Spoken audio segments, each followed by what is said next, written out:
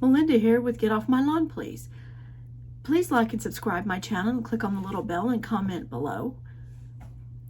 Today is Read from Vickie Wednesday. Vickie by Mike Sims. Mike Sims is my husband, the author, and I have his permission to read from this, so there's no copyright issue.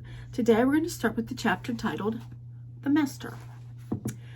The weeks progress and Vickie is excelling in her courses. She is in her dorm room as Cindy was pulling her hair. I hate math. Vickie sits by her. Look, it's just a matter of framing your mind to understanding the concepts.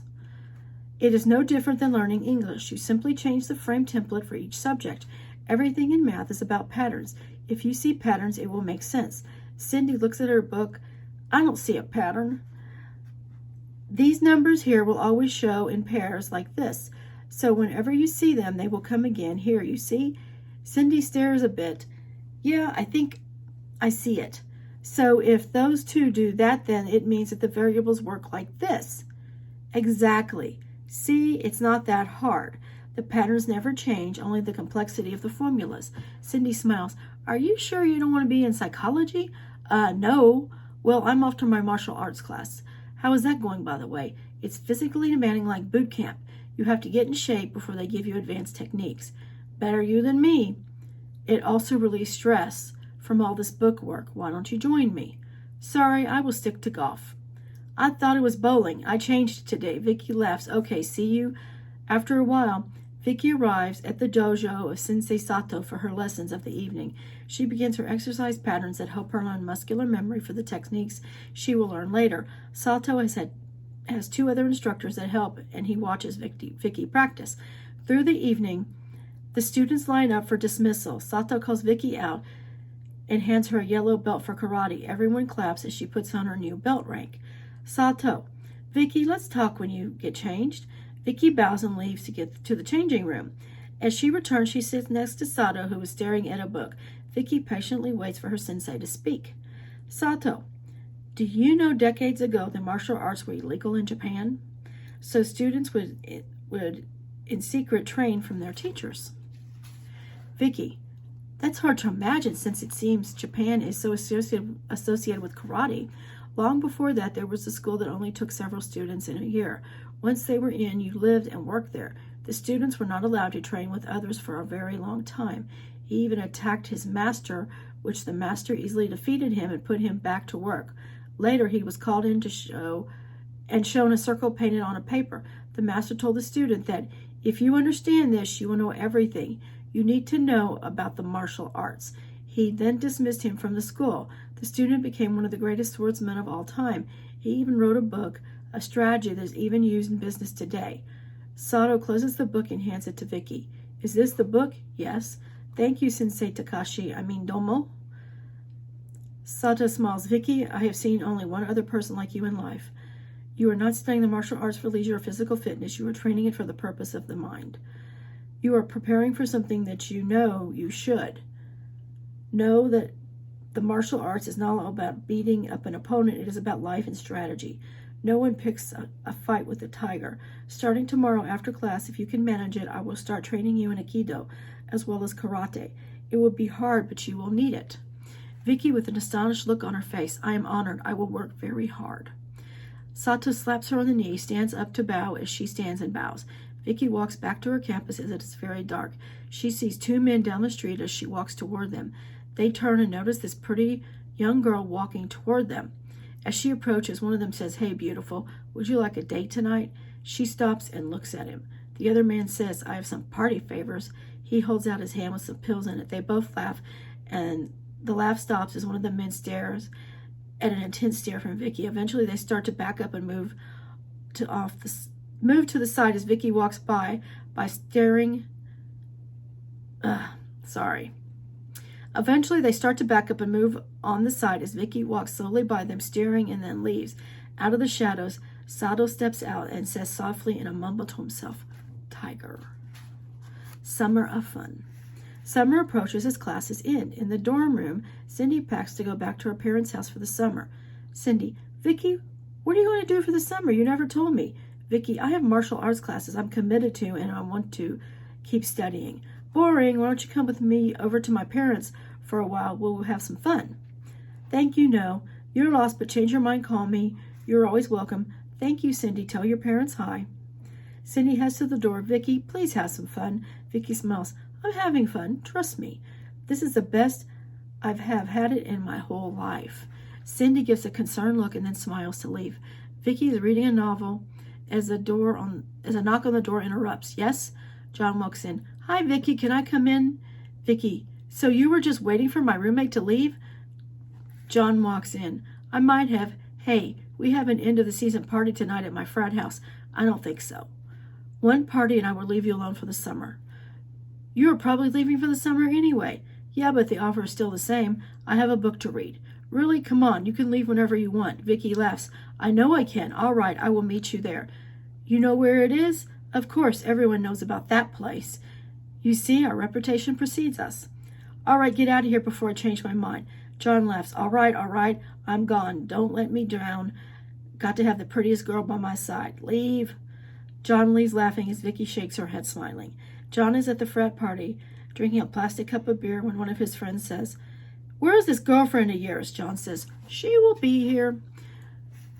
John's friend, Give it up, pal. There are a million girls here. Not like this one. His friend replies, Whatever, pal. At that moment, John's friends look at the front door as Vickie walks in with a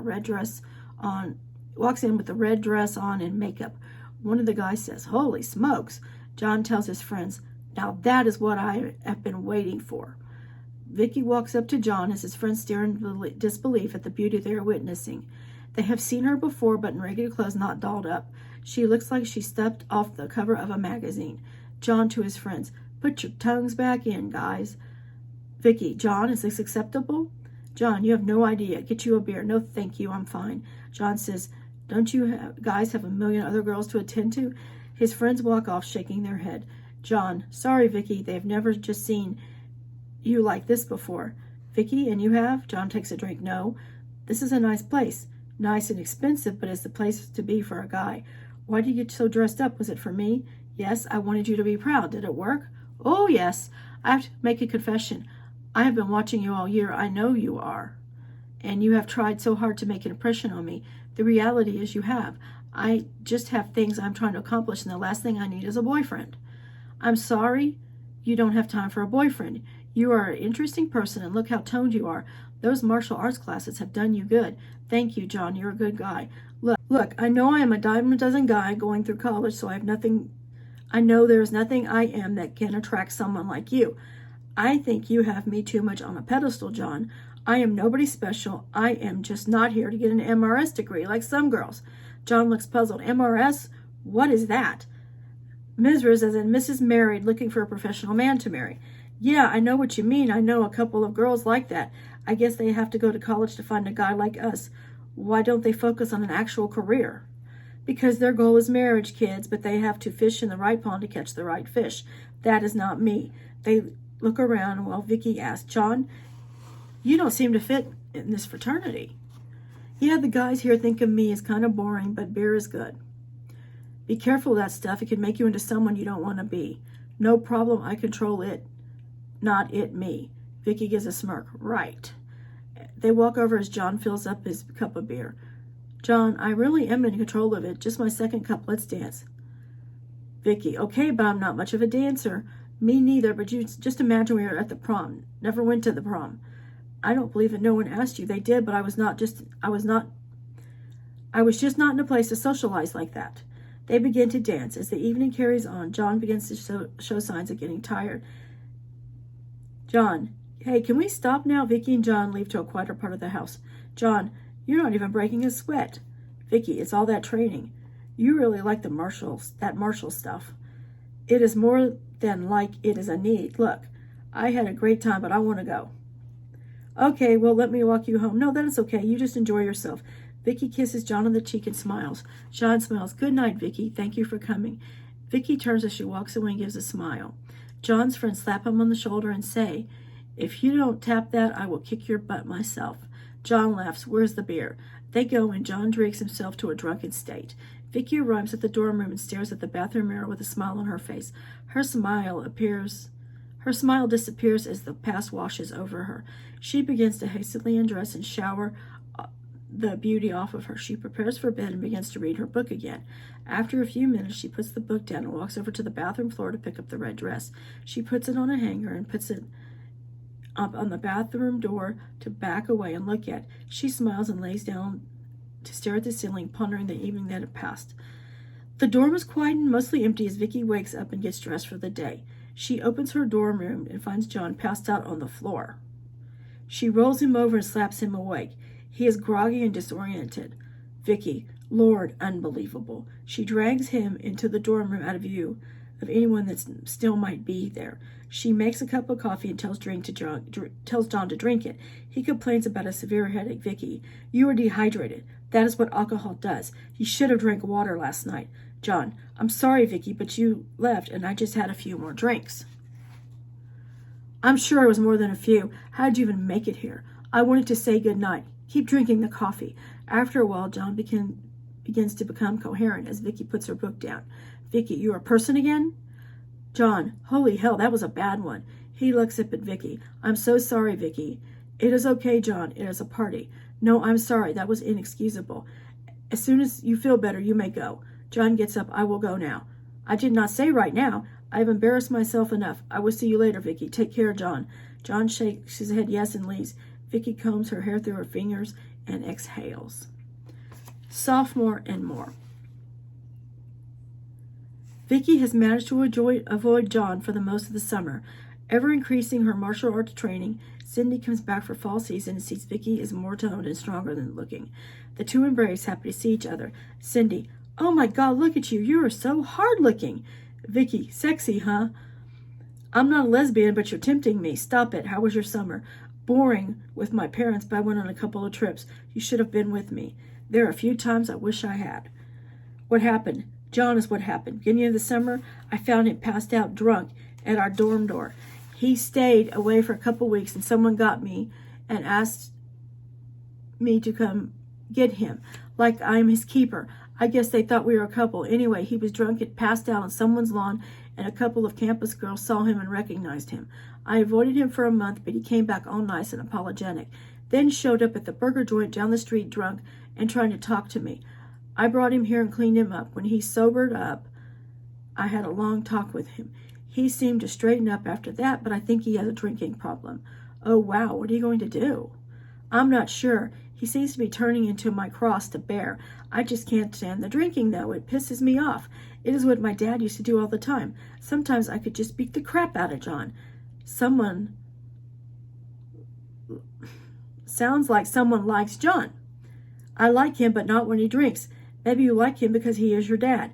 I know the dad complex thing. I get at it. What you are saying. He is a good guy and cute. He just needs to stay sober. Look, I fully intended to delve into your love life deeper, but for now I need to go and take care of some school stuff. All right, go. Don't forget about that there is a love life because there is not. Don't have time for it. Oh, wait, sorry. All right, go. Forget about that there is a love life because there is not. Don't have time for it. Vickie gets up to leave. Cindy gets up to leave. Right. Vickie smiles as she continues reading the book she was working on. Vickie finishes up her martial arts class and walks back to the dorm where she sees John waiting in her path. She thinks, here we go.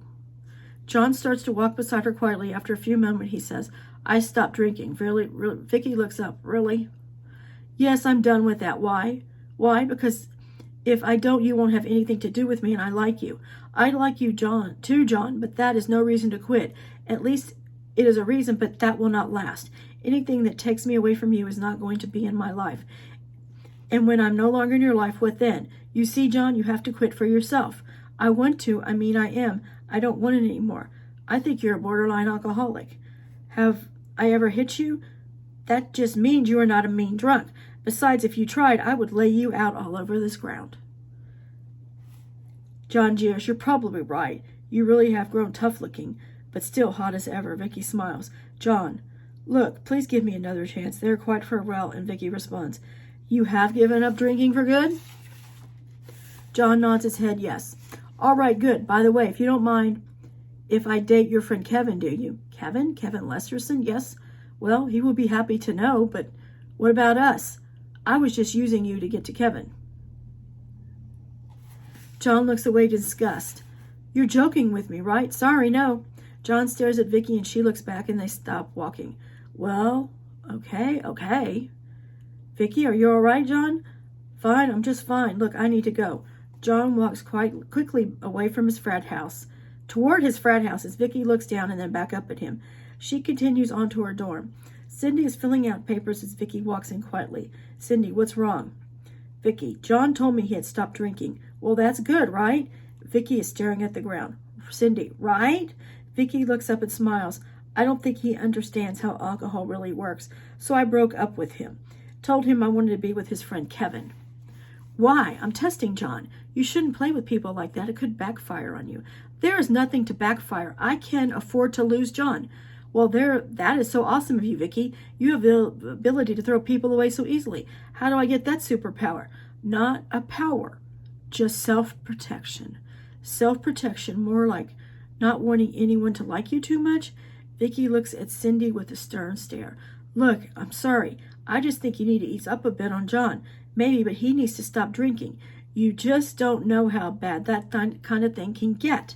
Vickie stands up and stares at the picture of her mom and says quietly, you just don't know. Cindy looks at Vickie with sadness. Vickie turns and sees Cindy and smiles. As Vickie sits down on the bed, Cindy asks, what keeps you going? Vickie, I'm not sure. I really don't. It's like I was put in a slingshot and the momentum is a force that I can't stop. What happens when all that pain and anger loses fuel? Vickie stares for a moment. It would mean my purpose is finished. Cindy looks puzzled. That is not purpose, just mania. Maybe, but it serves my purpose. You genuinely scare me, Vickie. You have nothing to worry about unless you get in my way. Cindy has a concerned look as Vickie smiles. Just kidding. Maybe. Vickie gets up and laughs. Cindy watches her leave and shakes her head in disbelief. As the day passes into evening, Vickie goes to her martial arts class. It is dark and the school is lit up where people passing by can watch the students train. Cindy stands at a safe distance to keep Vickie from seeing her. Vickie is wearing a brown belt, and as she practices various karate moves, the room divides as the students sit along the wall. Vickie stands in the center as another student who is a black belt squares off with her. The instructor gives the signal to start and they spar. The movement is almost dizzying as Vickie kicks the black belt student into other students sitting. The instructor calls stop to Cindy. The instructor calls stop as Cindy has a disturbed look on her face. The instructor calls another black belt student who has 2 stripes on his black belt, meaning 2nd degree black belt. He calls start and the two slowly move around each other. This student is much better than the last, and Vickie barely manages to avoid getting hit. The student throws punches and kicks in combination that are perfect in time like a ballet. Vickie watches the student. He makes another assault and is staggering backward as Vickie landed a punch in his sternum. He composes himself to make another run. Vickie does the same technique, but this time... He does the same technique, but this time Vickie manages to hit as she spins around and drops him with a kick to his hip. The instructor calls stop. Cindy is further stunned and becomes scared that in just over a year, Vickie is already beating black belts.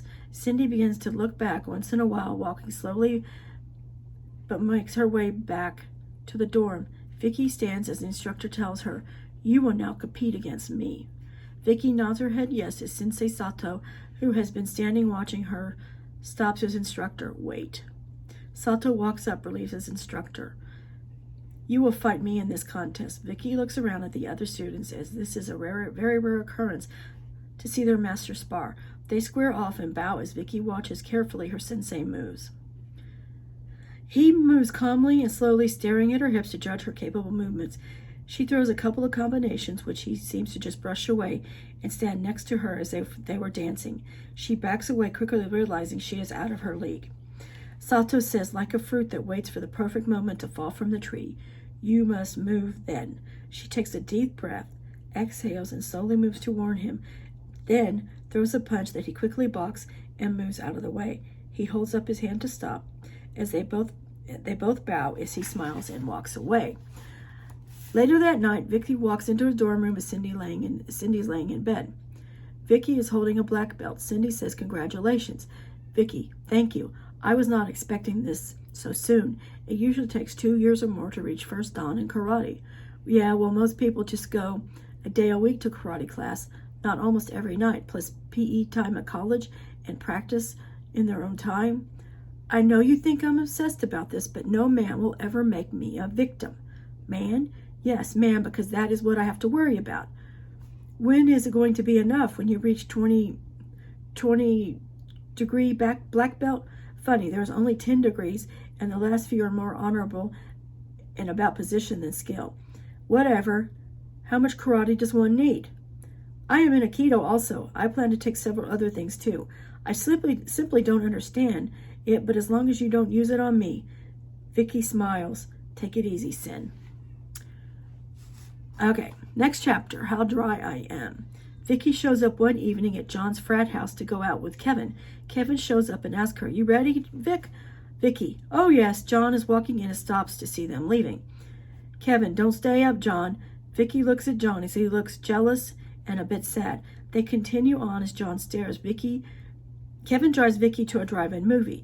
Vickie says, "I have not seen one of these in ages." Kevin, "Yeah, they are rare these days, but can be fun. It is not too cold. No, it's just right." "When did you go to a drive-in?" "It was after we moved to Himdale to stay with my uncle. He took us all one night, and it was awesome." As they watch the movie, it is obvious that Vickie's mind is not on the movie. Kevin asks, "Can I ask you something?" Vickie turns, "Sure." Kevin, "You like John, don't you? He's a cool guy. And now, my dad was an alcoholic and John drinks too much." Kevin looks around and says, "You have no idea how great it is going out with you. You're gorgeous and strong looking. You certainly have the attention just about everyone, but John is my friend and I have to be honest. He is stuck on you." "I know he likes me." Kevin laughs. "More than likes. That boy is in love. He confessed that to me." "Did he have to? He has not had a drink in months." "Really?" Kevin nods. "Yes, I get the feeling you like him too." Vickie looks down. "I'm sorry, Kevin. You feel that way." "It is all right. I got to hang out with a hot babe." Vickie smiles and snuggles next to him to watch the movie. Kevin smiles as well and watches the movie as well. After the movie, Kevin is driving back to the frat house to park. "I will walk you back to your dorm." "Vickie, no, that is okay. I'd like to be alone now." Vickie begins to walk away as Kevin says, "Vickie, thank you for a good time. I hope things work out between you and John." Vickie walks up to Kevin, kisses him on the cheek, smiles, and walks away. As Vickie approaches her dorm, she hears Vickie. John emerges and walks up to her. "Vickie, you waited for me?" "Yes, I did a lot of walking and thinking." "What did you figure out?" "What I have lost." John stares at the ground, kicking the dirt. Vickie walks up to John, holds his chin up. "You have not lost anything. Kevin told me that you have not had a drink in months. I have never stopped liking you. I just needed you to stop drinking." "What about Kevin?" "He was just date once in a while. I never stopped thinking about you." "Really?" "Really. Tomorrow night is my first night at the martial arts class and helping instructing students. Come watch me." John has a huge grin. "I would love to." Vickie kisses him on the lips as they both stare at each other. John kisses her back as it seems to last forever. They both break apart almost in a daze. Vickie, "See you at class tomorrow." John, "Sure." Vickie grabs his finger and holds it smiling. "Good night, Johnny." Night. Vickie walks to her dorm, looking back once in a while as John stares. He watches her leave and walks back to his frat house with the major sense of happiness that washes over him like a warm tide. As John arrives in his room, Kevin is watching TV. John says, "Kev." Kevin looks up. "What's up, John?" "Thanks." Kevin looks away a bit and realizes what he's talking about. "Oh, you're welcome." I think we're going to stop here for today. But I hope you liked it. Comment below. Please like and share my videos. Click the little bell. Thanks a lot. Have a great day. Appreciate each and every one of you. Please spread love and kindness wherever you go. Thanks.